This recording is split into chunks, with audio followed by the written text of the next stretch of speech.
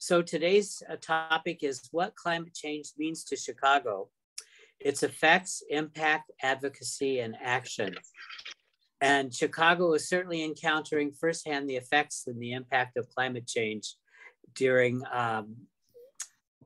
this high record time of levels and thermal warming, et cetera, et cetera.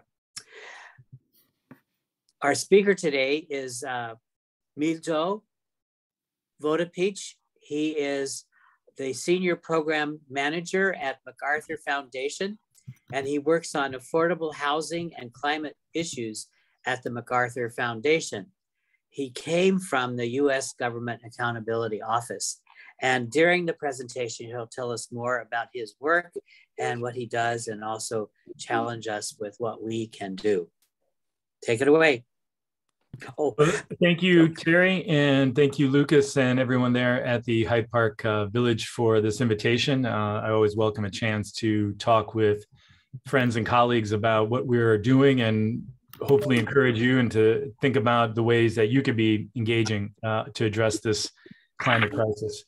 Again, my name is Mijo Vodopic. I'm a Senior Program Officer at the MacArthur Foundation.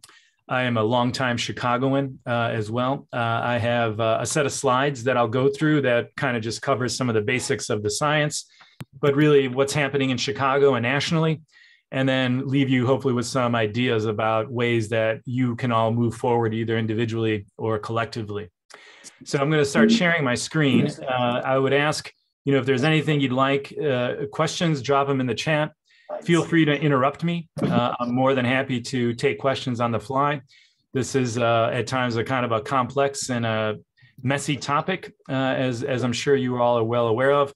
And I really want this to be hopefully a useful conversation for all of you. So let me share here, and hopefully you could all see this now. I'm going to do that. Okay. Can I just get a thumbs up? I'm assuming everything is working out okay? Yeah. Yep. Looks good. Okay. Yep.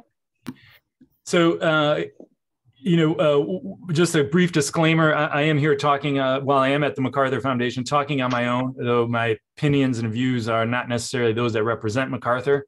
They're pretty close, but they're not exactly all in agreement. A little bit of just about myself. Huge nature lover. Those are Penny and Peanut there on the right, my two favorite dogs. And I'm a huge soccer fan, so follow the U.S. men's and women's team really closely. And like I said, longtime Chicagoan. To age myself, I grew up with the Bulls being champions, and I knew the Super Bowl shuffle was probably my first dance that I ever figured out. So. So I'll get into now, some of the content here in front of you. This is a basic schematic showing about what happens, right? We absorb all this tremendous energy from the sun. And because of our lifestyles and how we have been essentially polluting our air, and in large part, we've been burning things. First, it was biomass, and increasingly now coal, oil, and gas. And it's because of that burning of those elements and materials that create this layer.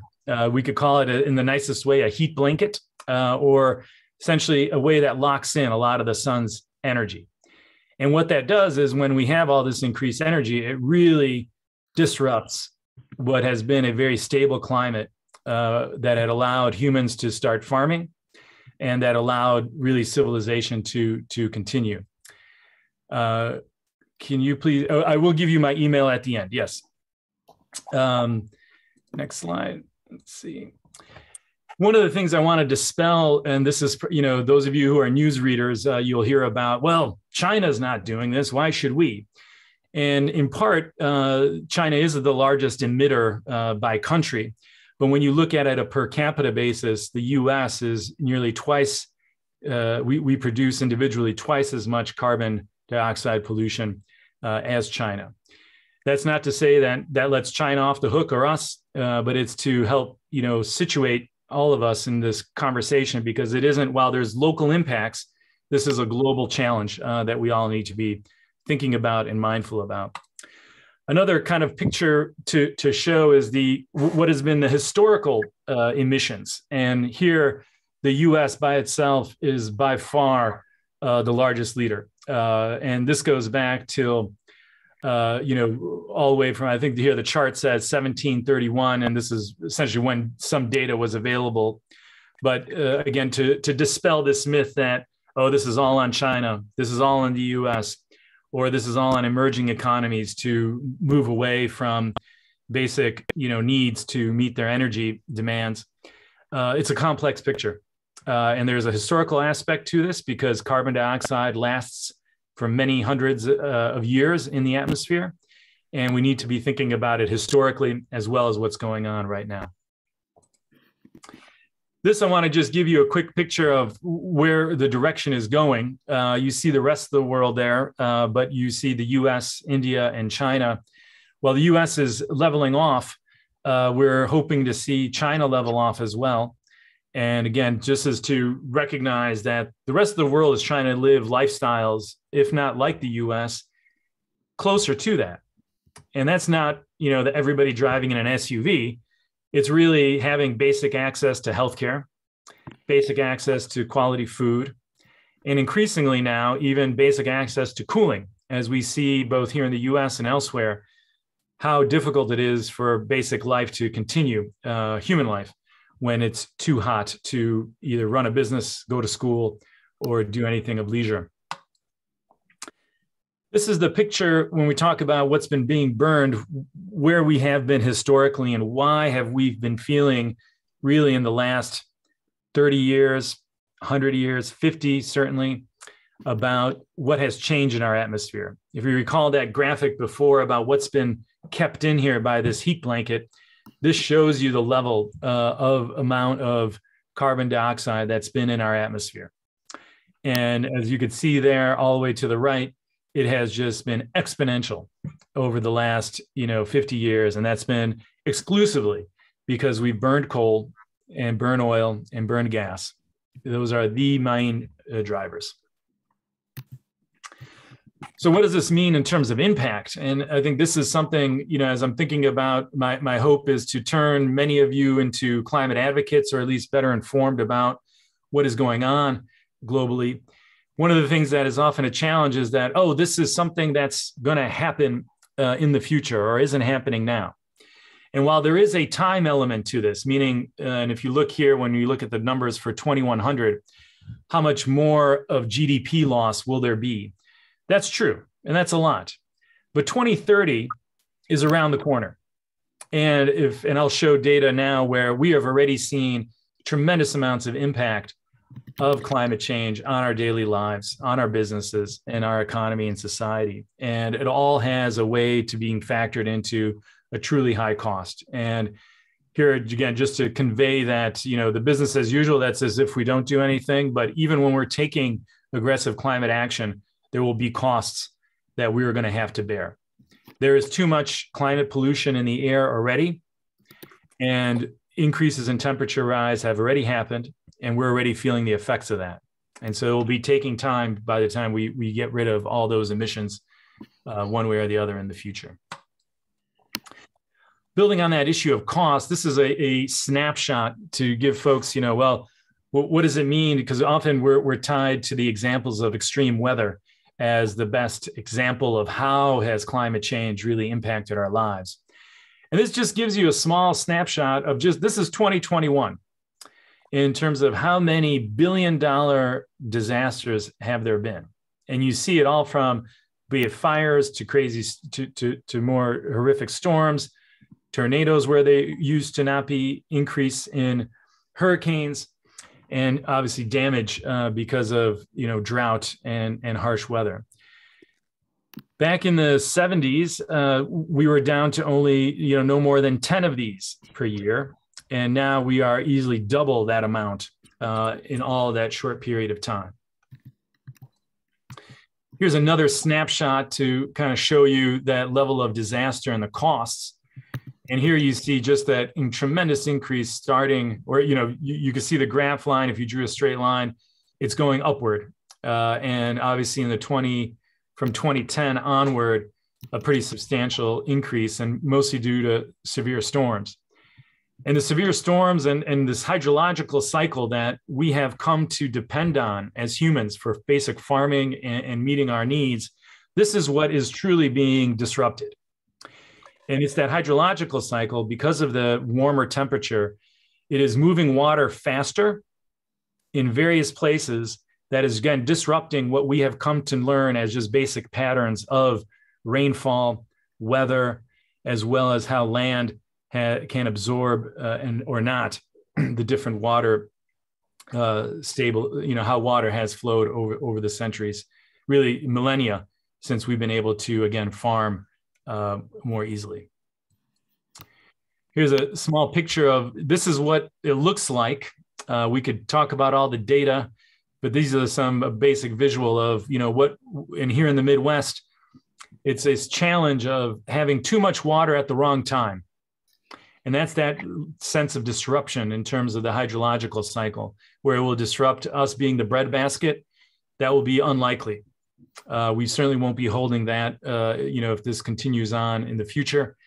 And as we all know, those of you, particularly if you're familiar with the lakefront, how that has been really volatile over these last, decade, certainly the last few years, and what that means for erosion and other damages to our infrastructure.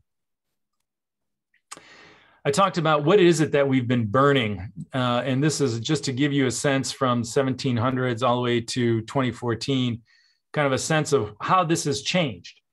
And you could see, for the most part, we burned wood. That's all the yellow or other biomass. And increasingly that mix has changed.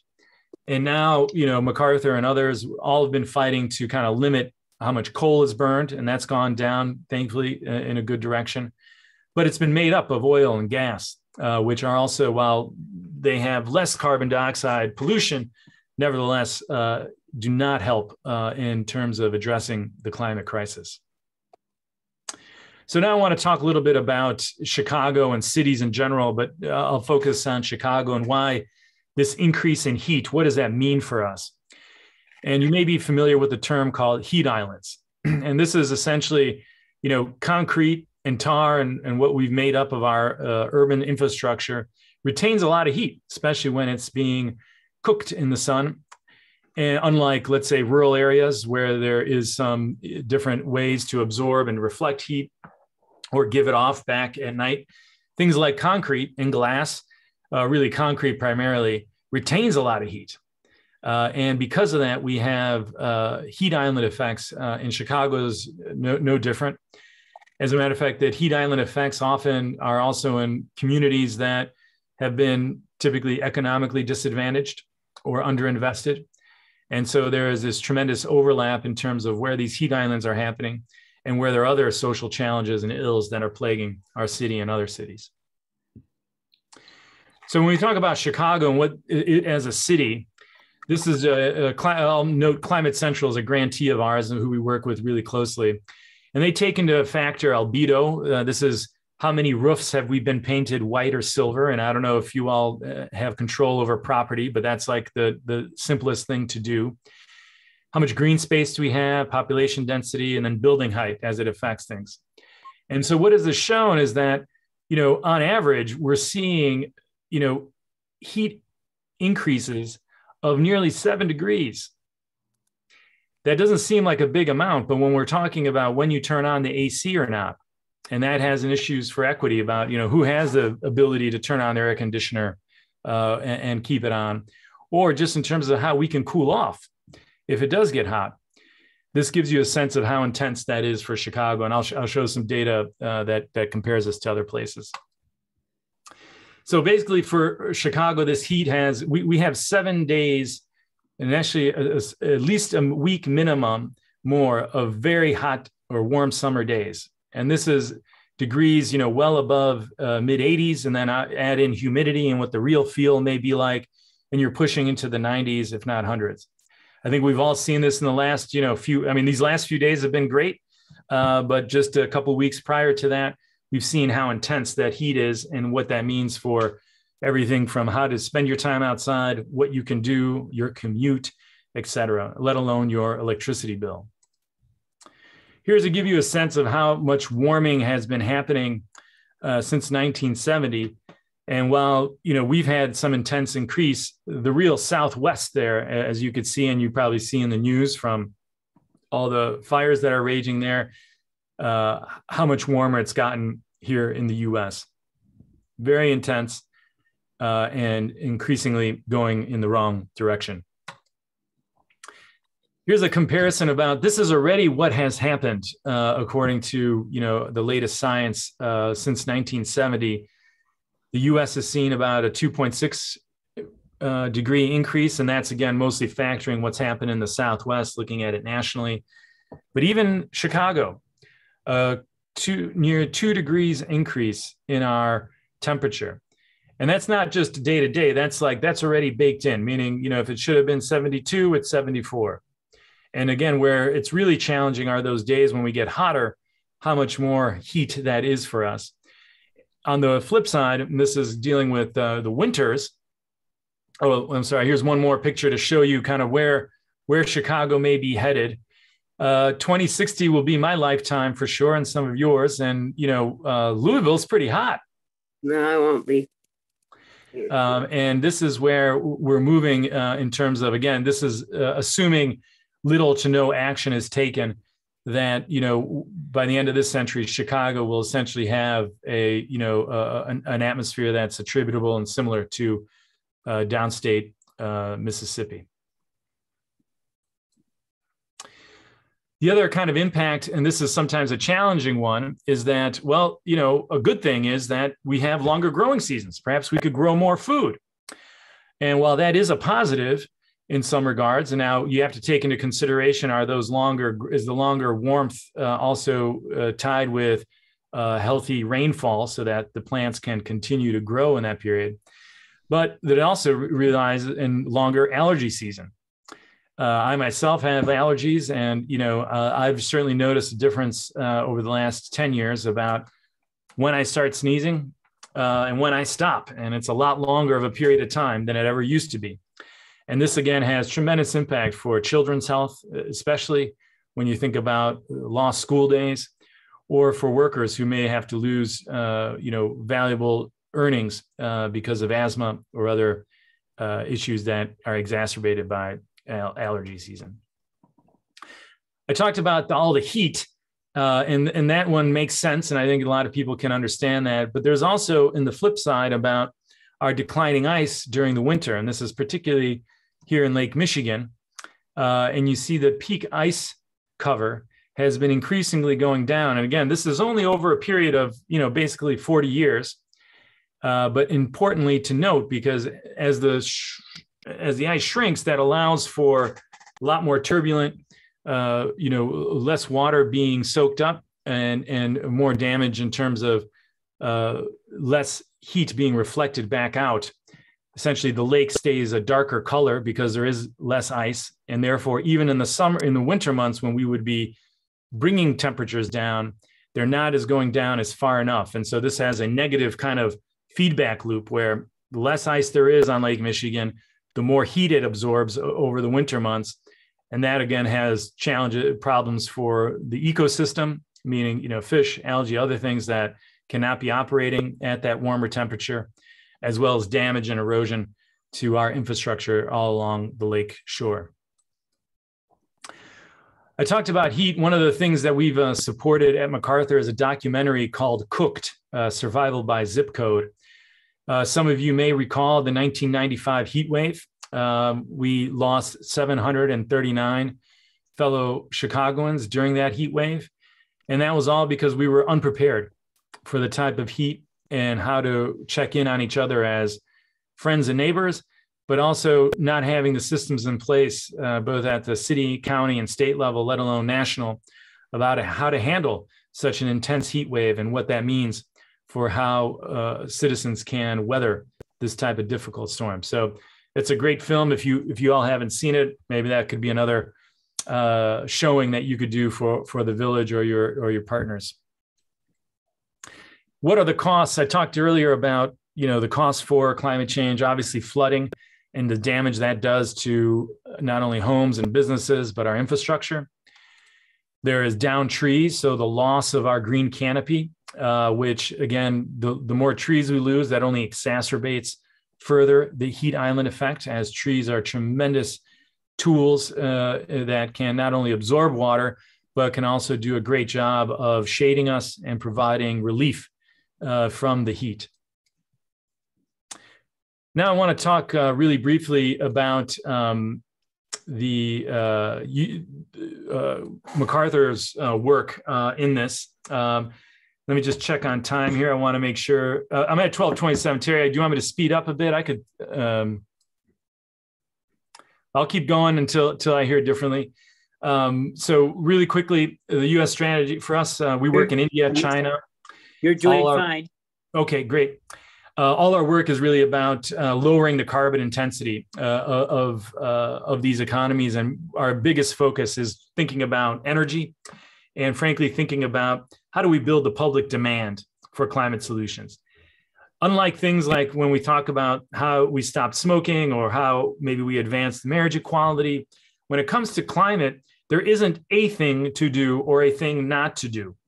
And in this case, this is what's made it very challenging for us to advance climate solutions, because there is a tremendous variety of efforts you can undertake.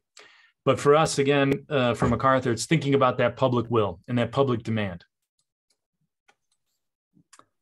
This is our general goal. We're really trying to keep global warming as close to 2 degrees Celsius above pre-industrial levels. Right now, we're at about 1.3, 1.4 degrees Celsius. And as some of you may have heard, this number 1.5 degrees, this is what was agreed to at a recent conference on parties, the UN chapter of how to deal with climate change. And the 1.5 is a line in the sand that most scientists believe that once we cross that line, there will be tremendous, again, negative feedback loops that will be harder to either adapt to or withstand as human societies, particularly those who are less vulnerable, more vulnerable than some of us who live in the US. This is a we refer to this as our snake, and it's to convey how much of a weaving, winding road it is to address the climate crisis. And again, here, the focus for us thinking about the political discourse, and I'll dwell on that a little bit more near the end of my talk. We try to expand the financing for clean technologies and clean energy, not only as a foundation, but in the ways that we resource organizations to pursue resources. We really focus on advancing, climate-friendly policies, particularly energy policies. And that means energy efficiency improvements. It means wind power, solar power. For us, it also means being okay with nuclear power.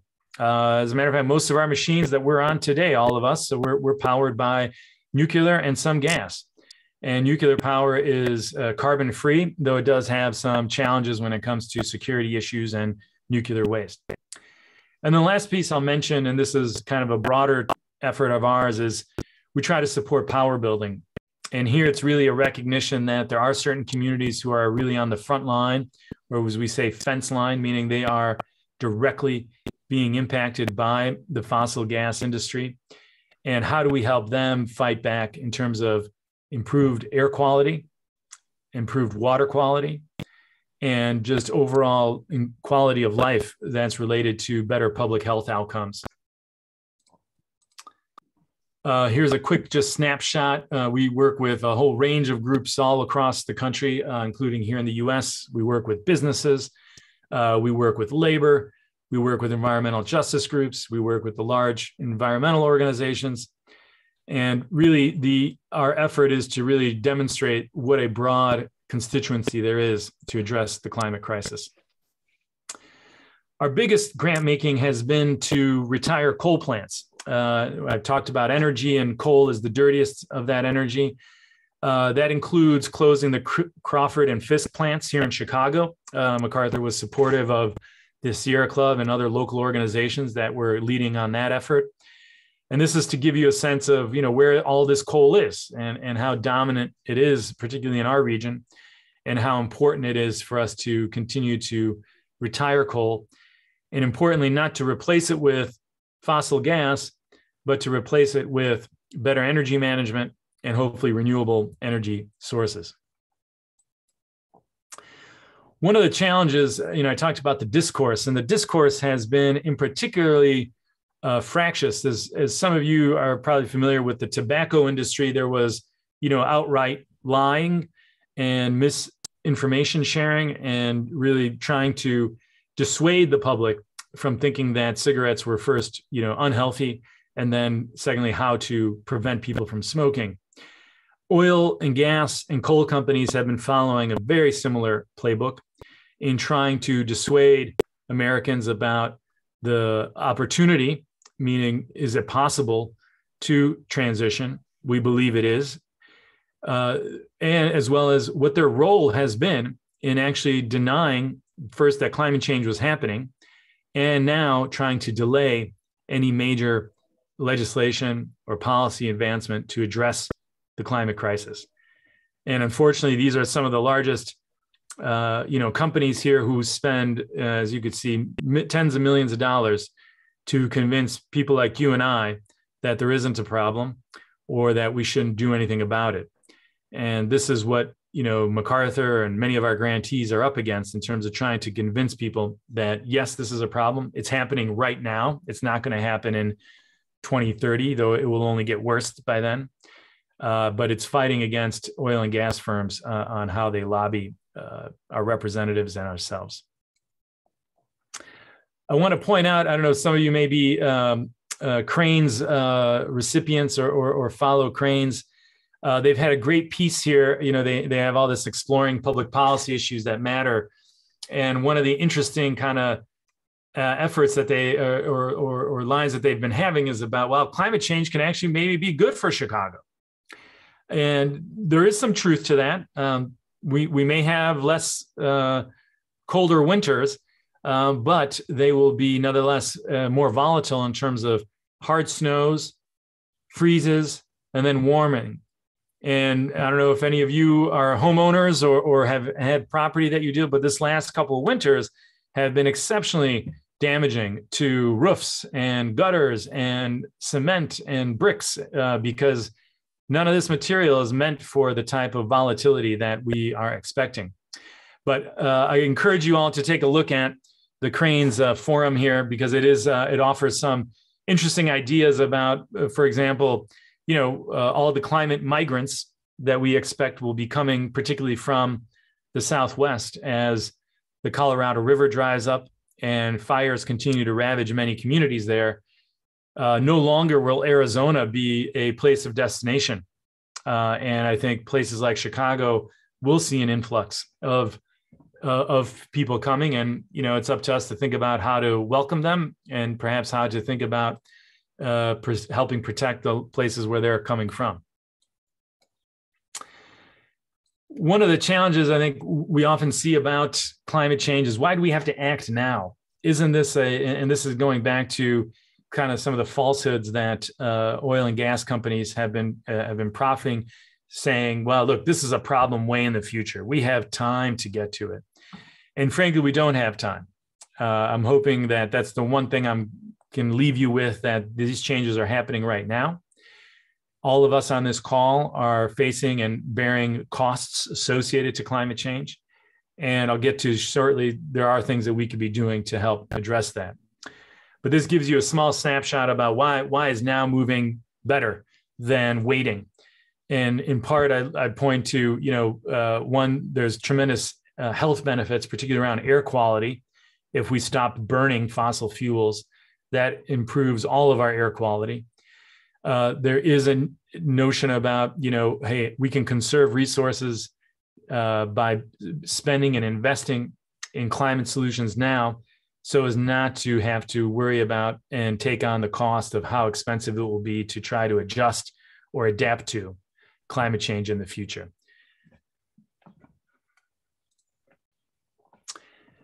This graphic I want to show, on the right, or the line that you see there on your, I guess, left going up the screen, these are, carbon emissions. And the higher they keep going, meaning that if we don't stop limiting or thinking about negative emissions, and by negative emissions, it's things like hey, how do we plant more trees that could absorb this, or some new technology around carbon capture. But the challenge is that the more that emissions go up, in order for us to meet that 1.5 target, and really that's kind of that dividing line of where catastrophe may get out of hand to a point where, within the US we'll have exceptional climate migration because of the flooding and the fires, flooding in the Southeast primarily, and fires in the West and Southwest. The need for action will require that much more of a dramatic change. And that's what's hard, is that dramatic change about, hey, needing to switch fuel sources, needing to change lifestyles. We don't want to be in a situation where we're forced to make those changes. We'd rather have a way, and we think we can now, manage those changes and manage them responsibly and equitably. So now I want to get into a little bit what are some of the things you all can be doing, and I frame this as there's the public side, there is the personal side, and there's the political side to what every one of you can do. I typically like a little humor, given how daunting this task is and idea. But I like this graphic, or this little cartoon, because one, I think we all know Santa isn't real, but we could still use those types of ways and inroads to convince folks that climate change is real. You could see that there is a way to engage, be it your friends, neighbors, those of you that you engage with, be it in your professional life, personal life. And again, this is just to note that, even things that we may disagree on or kind of know are challenging for us to accept, there is a way to have a communication and a conversation. And I'll offer you some tools on how you could better arm yourselves in those conversations. One of the challenges, I think, those of us who want to highlight that climate change is happening, we get labeled as an alarmist. And we say, well, look, there's going to be hurricanes. Oh, there's not going to be hurricanes. It's going to be a warmer winter. It's going to be a colder winter. And again, I go back to what the real change is, what all these things have in common is that the normal cycle of weather patterns that, again, allowed us, as going back to the days of Babylon and the Euphrates and Tigris River, the reason why we've been able to farm is because the hydrological cycle of this planet settled down for a number of years to allow there to actually be planting, growing, et cetera. And so when somebody calls you an alarmist, I think that's okay. I accept that term, but they are going to throw things at you about that you are, speaking differently, and there's all these things that are going on. How could all of these be true? And they're all true because, again, the hydrological cycle is off because of the heat that we've allowed to be captured here in the planet. This is one of my best cartoons, and I figure for those of you who may have a 401k or have in the past thought about your own equity position or thinking about that, is and here you could read the blurb down there.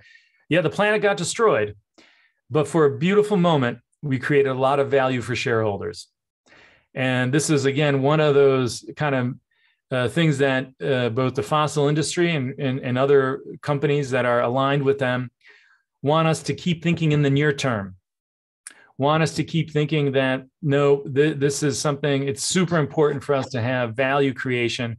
However, we, never mind asking how are we defining what value is. And we're willing to forego future generations' livelihoods for that immediate benefit. So that was kind of, I gave those three little cartoons as ways to think about entry points that you all can have with, again, your circles about how to engage somebody on the climate change. And frankly, that's probably the best thing anybody on this Zoom can do. I try to do it myself, is just to connect the dots for people, to let them know that, this is real and this is happening now. The other thing I'm going to show to you is about, well, hey, there's personal things you could do to help address the climate crisis. And the two top things you could do is think about how you get around or how you get things delivered to you and how you eat. And here, this just gives you a schematic about, when you look down that gasoline car, how much more that is impacting our climate versus your ability to take public transit, or more importantly, bike, walk, or and whatnot. So the choice you make about how you get around or how you get things around to you has an outsized impact on the climate crisis. And again, this is something that you have some more control over. This is a little harder to see, but this is another example. It's really about the food we eat. And look, as a Chicagoan who's eaten plenty of his Vienna beefs and Italian beefs and whatnot, that top line is a tough one to swallow. When we think about beef, lamb, cheese, dairy in general, these are all very carbon intensive food products. And again, it's a way you talked about the farmer's market that you're having. If it's like my farmer's market, there is some meat there, but it's a lot of fresh fruits and vegetables and whatnot. And again, this is just to show that I'm not trying to tell you don't eat a beef ever again or whatnot. That's your personal choice. But within your personal choices, you have the ability to have a real outsized impact on the emissions and where we're going. This was just to show you, one of the challenges we have here. This is how land is actually owned and used in our country. And when you think about, there on the left-hand side, the timberland and corporate land, or, the real greenery, that helps us do a lot in terms of weathering the climate crisis versus that big spot in the middle. And this is why beef and dairy products are so high carbon content. You look at how much land is just foregone to allow them to have grazing versus where some of that land could be turned into forests that could be absorbing carbon dioxide and doing a lot more to help limit the climate crisis. So the last thing I'll mention is about, the politics. So I talked about, the public, and that's my shorthand for saying, hey, what are you willing to say out loud? Then there's the personal choices you're making about, like I said, transport and food. And then there is the political, which again, for everybody, I think understands, particularly given what's recently happened with the Supreme Court, politics do matter, and they matter a lot. And in this way, it's about who are you, everybody from your local officials to your state and national representatives. Do they know that you care about this? I'm sure everybody on this Zoom has many things that they care about or find important. This should be just one of those things, and a way that you can convey that to those elected representatives is important. Mm-hmm. Some brief resources just to throw out for you all. If you're looking for suggestions on how to communicate this, how to tell your own story, I'll point to the Climate Advocacy Lab, the Yale Program on Climate Communications, Climate Nexus, and there at the bottom right, Inside the Movement. These are 4 places, and Climate Central, I guess, as well. These are places where anybody can go to, and you could find great graphics and tools about, hey, I want to learn something. Maybe you're going up to Door County, or you're going to visit Michigan, or you just want to do more here in Chicago. All these places can have good talking points and things that are focused for those communities and maybe the type of person or group you're trying to reach. More locally here, you have open lands. I should say I'm a tree keeper. So one of the things you could do is just help care for our urban canopy.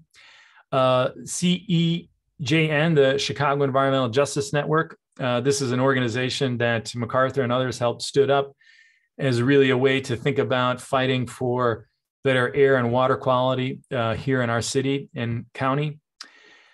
The Illinois Environmental Council, this will give you a good sense of where our state legislature is on and governor. And then the Illinois Clean Jobs Coalition, this we just last year, Governor Pritzker signed the Climate and Equitable Jobs Act, CEJA or CEJA. And that is going to put Illinois on the path to becoming 100% renewable energy by 2050. We're the first Midwestern state to do that. We're only one of several others in the whole country that have put this in legislative target. And it's incredible that, the state of Illinois is moving in this direction. And again, it's another way to think about how to engage and the value of engaging in our politics. Well, that's it. Thank you for all listening to me. I felt like I've talked at you plenty. I see there's some things in the chat. I'll open those up now. And I'm going to stop screen sharing here, if that's okay. And we'll continue the conversation. So do you want people to raise their hands or in Zoom, or just raise their hands on the screen? Feel free to raise your hand. I'm going to look at Lucas. Thanks for that. And yes, agree to talk to your financial manager. Couldn't agree more. That is step one, that you all control your money and wealth, and you have and I'll say this, there's just an increasing amount of investment options that were not there just a handful of years ago, that you can be more attentive to these things. Dottie, thanks for the thumbs up. Cartoons and humors. Yes, Terry. I mean, this is the humor part. This is a pretty sour subject. Again, folks will label you an alarmist, but at the same time, there are real ways that you could point to the changes are happening. And that's what I try to kind of get to with folks myself. Oh, yes, the food chain. People complain about yes, almond trees. That's a nothing is easy. And this is where I meant the point about, when we talked about stopping smoking or thinking about marriage equality, there was a kind of a simple thing that you could do in your mind, right? Either I'm going to be pro something, it may not affect me personally, or I could stop doing something. And the climate thing is a very messy piece. It demands all of us to be thinking in a variety of creative ways. And I've only offered to you all just a snapshot of all that. So, and yes, Climate News is a great resource as well. Barbara, I see your hand up. Yeah, I have two questions. Your slide showing the number of the increase in the number of major environmental disasters. Mm-hmm. Obviously one just has to look at the news to see, and those of us that have been alive for many years know that it wasn't that way when we grew up. Is anybody tracking the economic impact of that? Because people lose homes, the insurance companies get hit, government FEMA comes in. That's one of my questions. It's got to have tremendous economic impact. And the second thing is, I've always heard that nuclear energy is clean energy. Obviously, we all were well aware, probably everybody in this call, of the 3 Mile Island disaster. But I was curious to hear you advocate for it in some ways. And I just wonder, has it gotten safer that it was something we should seriously be considering? I understand Europe had gone on to nuclear energy long before we did. Sure. Let me. So the economic impact. The graph I showed you is from NOAA, the National Ocean Atmospheric Association, and they do track that graph was things that were $1 billion. So there was even other storms, and so the cost is that graphic didn't even convey all that, and so. NOAA tracks this. I'd say that they probably assemble the most because they have kind of pinpoint when they get to call it when is something a severe storm or not, right? And so they've been taking helpful data from other sources to say, now overlaying that, well, what has been the cost of those storms? With respect to nuclear, this is. There's something called the IPCC. This is the Intergovernmental Panel on Climate Change, and if you Google IPCC climate, that is the scientific consensus when it comes to climate change and, frankly, what needs to happen to address the crisis. And increasingly, there are some very uncomfortable choices that we will be forced to make. And nuclear energy is one of those. We know that there's challenges around security, meaning, once that technology gets developed and out, it can be used now, maybe not here in the US, but we don't have an energy crisis or demand here as we used to. As a matter of fact, overall in the US, energy demand is leveling off and declining because we're getting a lot more efficient machines. But so there's a security crisis or concern, and then there's the concern about nuclear waste. there is a challenge, I think, or there is new technology coming out with smaller modular nuclear reactors that could hopefully meet kind of the industrial needs that we have for things like making steel, cement, pharmaceuticals, things that demand a tremendous amount of energy to create, and that perhaps wind and solar are not yet at a stage that they could meet that demand. You brought up Europe. One thing I'll quickly note, after the Fukushima disaster, not only Japan jettisoned many of its nuclear reactors, but Germany did as well. And, whereas France kept its nuclear fleet, and France has about well over a third of its energy, if not more, is due to nuclear energy. In Germany, once they started closing down these nuclear plants, they ended up burning more coal. And so where here in the US, and MacArthur, this has been MacArthur's position, is that, look, maybe we don't need to build more nuclear, but let's not close things prematurely unless we have a renewable source to make up that difference. And so the CEJA bill that I referenced earlier, part of that included a bailout for a couple of nuclear plants so that they could stay functioning longer and not have to close prematurely. Is it Ellie? Yes. Ellie, you're muted. Ellie, you're muted. Yes, two things. For one thing, open lands will plant trees for free in the common areas of the city, next to the street, and they will be planting them in this fall. And if you ask for one, you have to be willing to water it during the first 3 years just to make sure it survives. But it's a very nice thing. They planted some trees in next to my building several years ago, and they're doing well. And then also, I'm thinking in terms of financing renewable energy, there's a lot of emphasis on divesting from fossil fuels, but do you have comments on buying stocks in mutual funds that are financing renewable energy companies? Well, I'm not here to give you investment advice, so I want to put that disclaimer out there. But I will say, be it MacArthur's own endowment or what we see because we do try to engage with investors, there is strong momentum in that direction. Both wind and solar are increasing in terms of their capacity. One of the things that I think we're seeing kind of more at the local level is community solar. Because not everybody has a roof that they could use or that could be useful for solar. So community solar is a new kind of model where, hey, maybe there's a local church or some local commercial property that has a big enough roof to put the solar array on, but then everybody in the neighborhood can benefit from that. So that's something we've done here a few times in Chicago. A group called Groundswell out of DC runs that for us. But so community solar.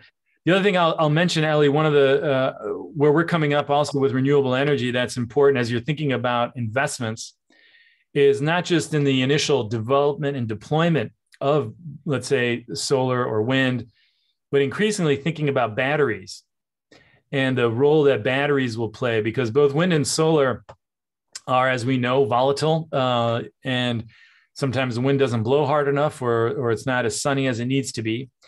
And so battery storage, and then that means, unfortunately, mining, which has its own environmental impacts. But if there is a place that's on the edge or that has yet to be really, there's some up potential. I would argue it's around batteries because of the drive around electric vehicles that is going very strong, as well as the new technologies that are coming around to help manage batteries, so that when, let's say there is a day that's not too bright, well, there's a battery storage here so that, all of us are very used to, I flick on that switch, the light goes on. None of us, the average American spends, I think, about 2 minutes annually on their electricity bill. And it isn't about where the electrons are coming from. It's usually, why is this so high?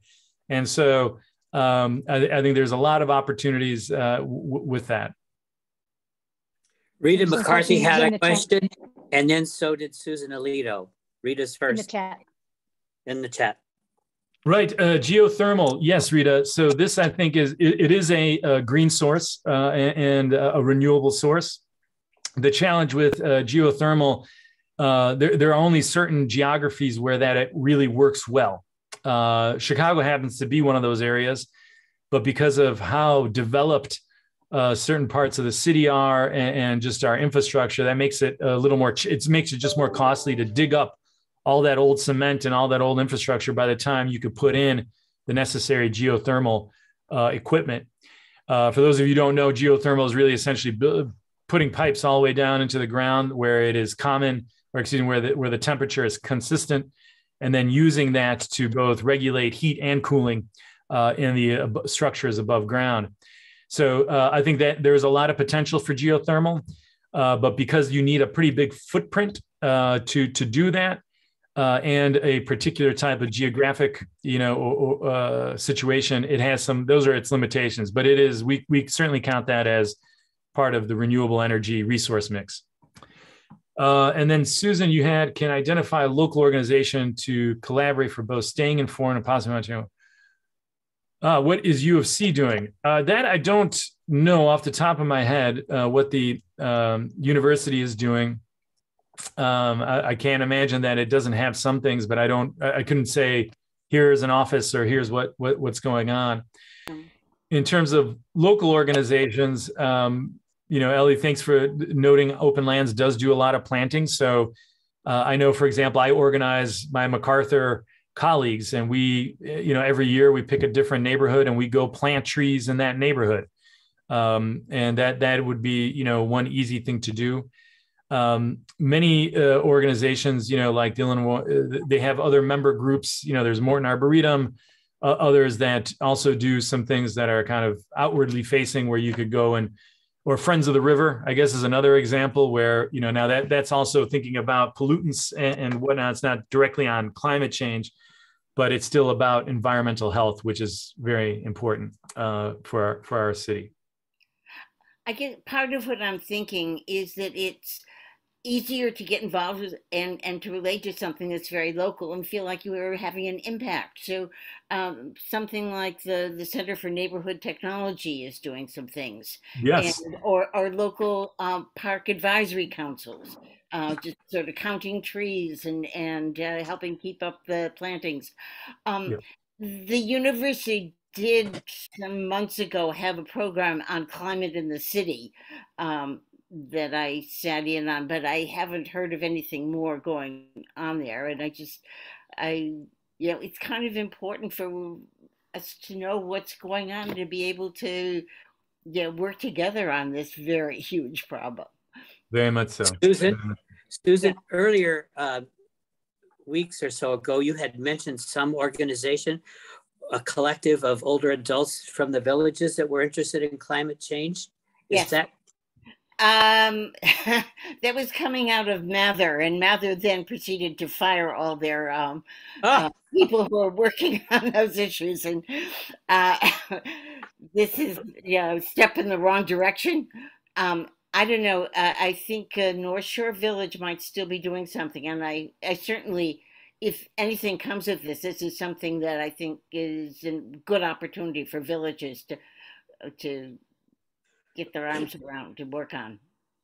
As a sidebar, in February, I was on Morro Bay, which is on the coast of California, and we drove from Morro Bay to Fresno, my hometown, and then to Huntington Beach in Southern California. From Morro Bay to at least Bakersfield, almond trees were everywhere on both sides of the freeways. It was amazing. And you mentioned California. California has the villages are collaborating on a climate initiative. So there is a precedent that we should perhaps look into. I just dropped in the chat. One of the things that we do work with is EPIC at University of Chicago, and they just they follow. EPIC does a lot of research all over the world, but one of the things that they focus on is air quality. And if there's, to me, this is again a way to, regardless of your politics, regardless of where you are in your station in life, and all those types of things, I haven't met anybody who likes to breathe dirty air. And that is one of the, again, when I think about where all can you be effective, is the people you're already talking to. How do you enter a conversation with them about this topic and what it means? And just first and foremost, just to recognize that it is an issue right now, right? The fossil fuel companies want us to believe that this is going to happen 100 years from now, and it's not. It's happening right now. Ellie, I see your hand up again. Yes, I was wondering, in terms of people's home energy use, I know you can get an energy audit and get advice as to how you can modify your home to decrease your energy use, but people just, some of these things, they don't know where to go, what's a reputable company, and that kind of thing. So do you have any advice on energy audits and cutting the energy used in your home?